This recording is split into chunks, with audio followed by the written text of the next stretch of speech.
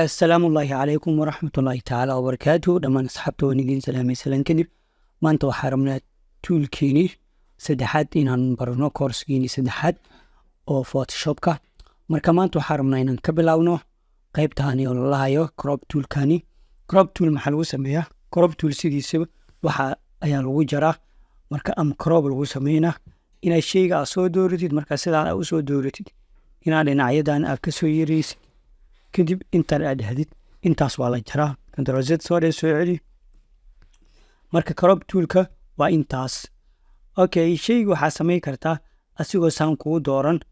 inaad wareeg ku sameyso saa doonta u wareeji kartaa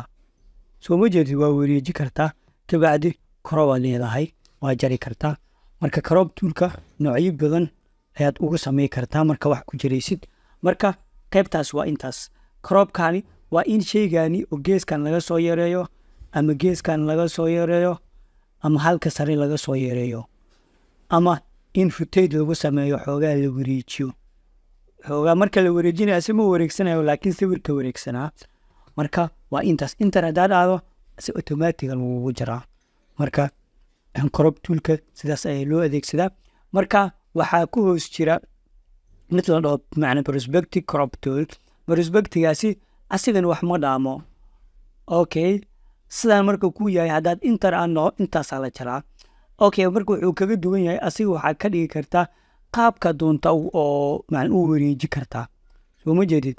qaabkana u wareeji kartaa qaabkan hadaan u wareejiyo amsaan aan ku sameeyo waxa la jaraa halka heelaadkan saarin yahay hada halkaas la jaraa halkaas kaliya waxa lagu sameeynaa si toos ah lagu sameeynaa soo ma jeedid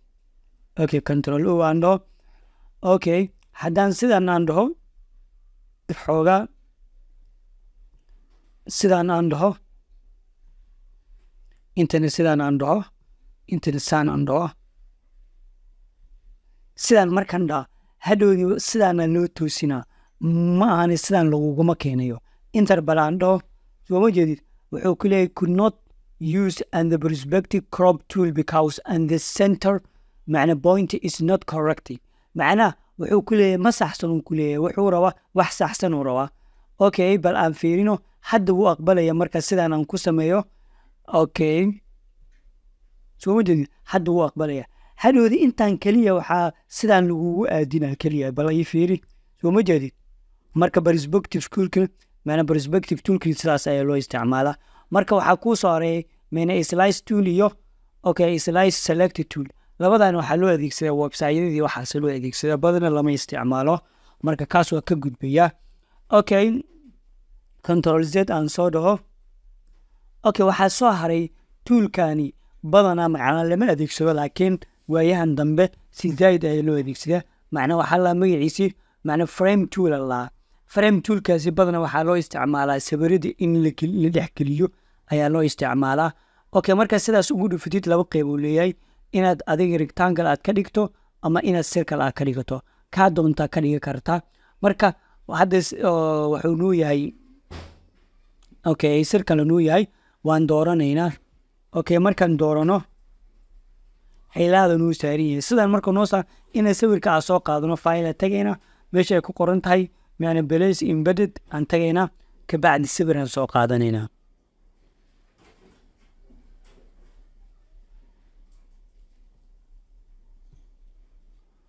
okay halkay sawir noo yaala okay inga images kaaway